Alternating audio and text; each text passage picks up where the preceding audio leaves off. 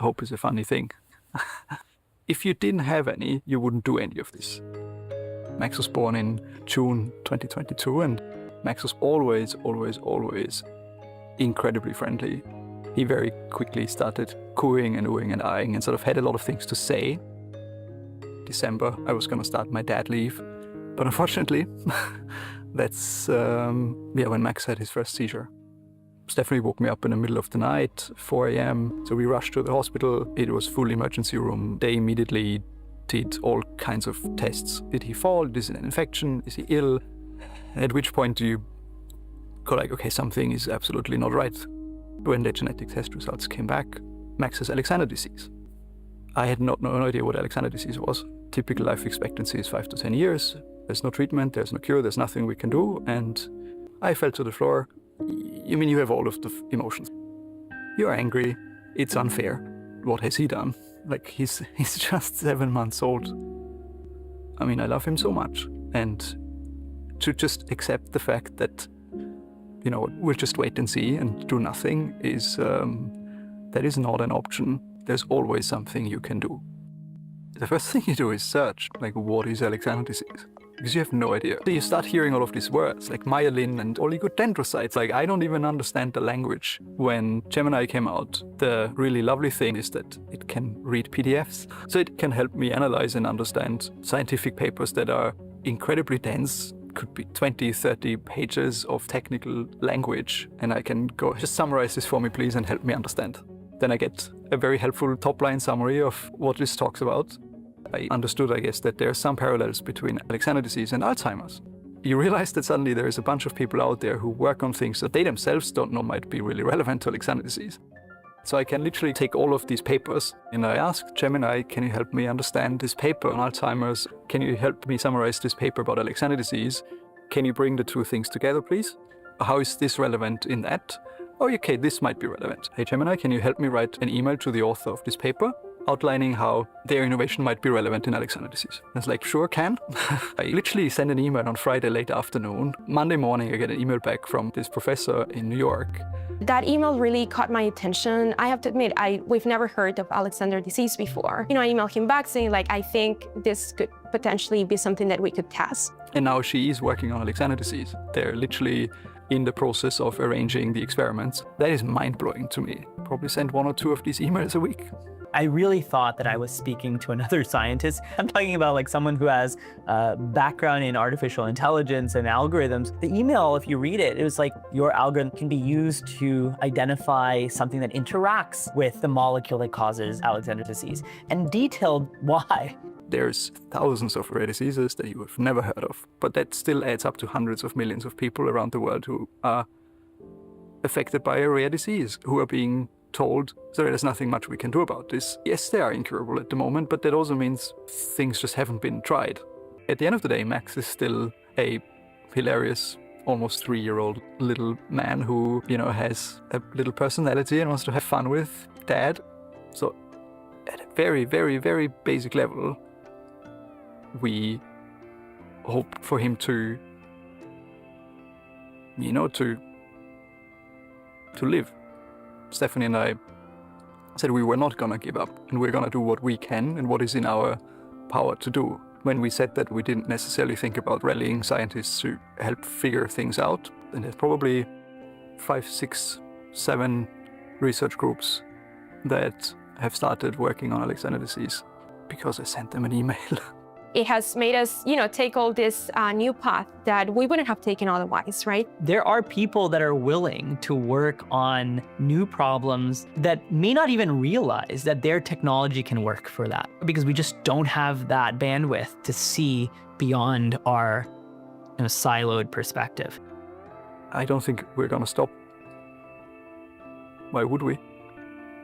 We might succeed, we might not succeed, who knows? I mean, it's life, but he deserves a shot. I'm Thomas. I'm not a scientist, I'm not a doctor. I'm just a dad.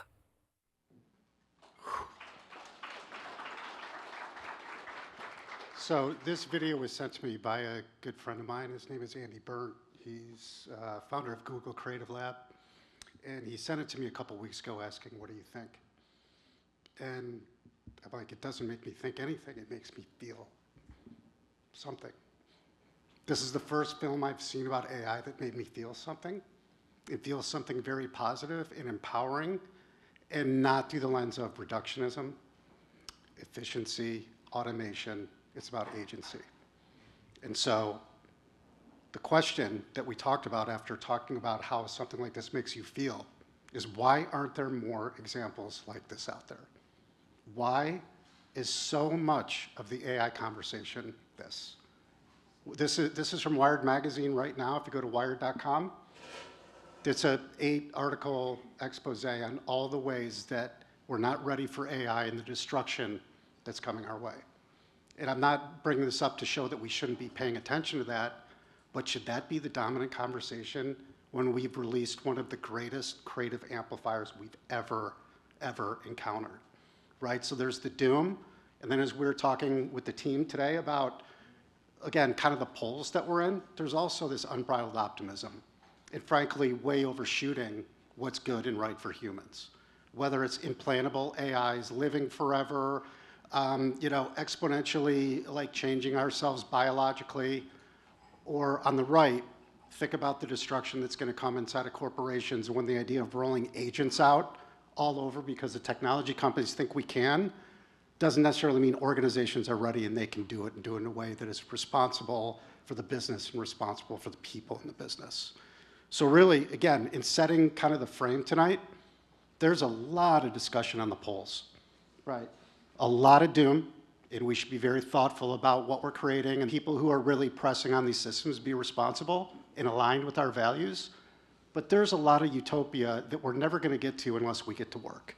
And so the Thomas story is a very simple example about how someone faced with an unbelievable situation kind of forced themselves into doing, frankly, work that we can all do with these tools at our fingertips. And so there's a pretty big gap that we have to get past to go from here to there. So why are we here? Again, just a brief overview on Andus Labs. So 4 of us came together to try to answer this question around how can we help meet people where they are.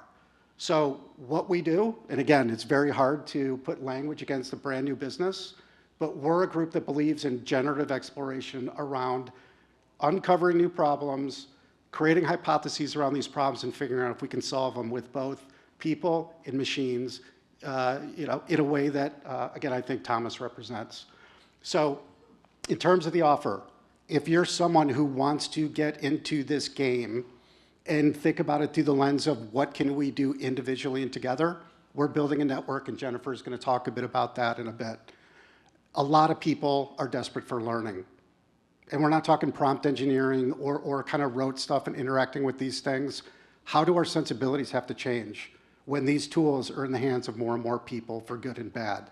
Then we go into businesses, because there's a lot of work that has to be done in businesses in preparing leaders, staff, partners to do the right things as these agentic tools become more and more pervasive. We have to use them in the right way.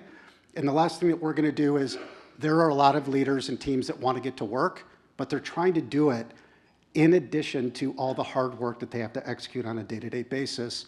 And AI requires space. It requires teams working in a lab-like orientation versus trying to sprinkle a little AI on what we've always done. It's destined to fail, and it's going to alienate a lot of people, as we're going to get to. And I can see people nodding in the crowd like, ooh, I kind of feel that way. So we're trying to create a new thing for a new time. And so in order to go from here to there, though, just a quick interlude just on where we stand right now based on some research that we did coming in. So again, I've just set up AI as like this thing that's ubiquitous, that everyone knows, that everyone's using, and that is just not the case based on the data. So using ChatGPT as a proxy, again, 5 billion monthly visitors are a lot of people hitting OpenAI's sites. But 40% bounce rate, 40% of people that go to ChatGPT for the first time don't come back. That seems kind of weird. Then only 3% see the value of paying. Again, for increasingly sophisticated models can help us think and do different things. That seems like a disconnect. Using AI as another form of Google is completely missing. the potential here. And again, in the middle, most of it's being used for research. So some of it is likely way more intensive than a typical search, but you can see in the commentary in AI that a lot of people are frustrated by hallucinations, shitty content coming through, because they're used to the Google paradigm versus a more exploratory paradigm, where we have to discover what's relevant and what's right and vet what goes in and what comes out, not getting an answer key. There's the corporate readiness, just flat out corporations aren't ready and people working inside of corporations are not ready. This is a pretty scary chart here, or a couple charts, where, and this comes from Cisco in their AI readiness report 2025, only 14% of leaders feel confident where they are with their AI journey. So when you have the tech narrative, extraordinary change happening to businesses around the world, AI is a panacea. We are going to deploy all these agents. Again, companies are not ready, and I know that being inside of these companies, not necessarily referencing some of the stats here. This other point here on mid-level staff at risk of displacement, I think we've seen some of the recent headlines. There are job cuts happening right now. There's this idea, I think it was the CEO of Anthropic believes in the next couple of years, 50% of entry-level jobs are gone. Maybe that's a good thing, maybe it's a terrible thing. We don't know yet, but we have to prepare for something different. This is probably the most important, I think, point to land on, which is where are we from a sentiment standpoint? So let's start before AI. How do people feel about work today? These stats are crazy. 21% of employees are engaged at work. 60% of people are actively looking for a new job. Like what's going on here? So something's not right just with what work means to people. And then when putting a corporate hat on, you say, oh, well, guess what? We're going to deploy all these super agents into the workplace. It's going to be great.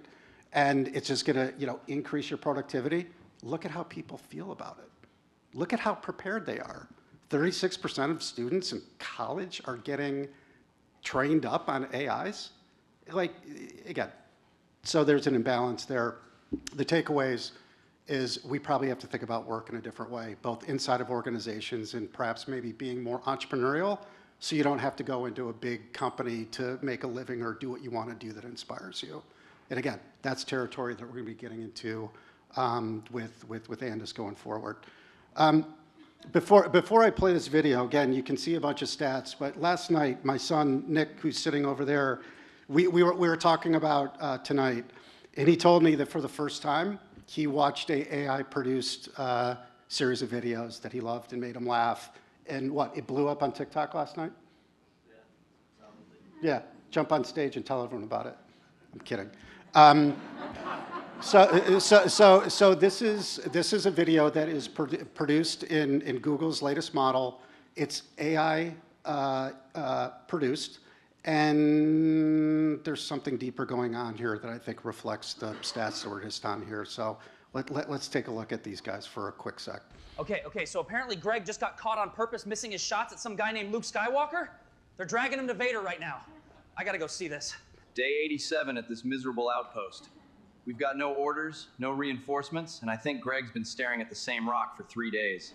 Man, I hate my job.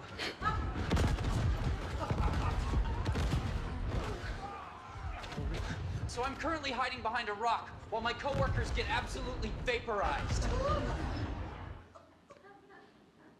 So it's not the AI, it's what people are putting into the AI to describe what they're feeling about stuff, right? So I think a question, though, when we think about AI for media purposes, again, I think we're way undershooting what the conversation needs to be, which is there's going to be a lot that's going to have to be rebuilt, a lot. And it's not technology, it's the systems that we rely on for life to work. So if we think about art and culture and law and policy and economics and communications, the people who get there first are going to define what life is going to look like for decades, if not generations. We're literally in the moment right now.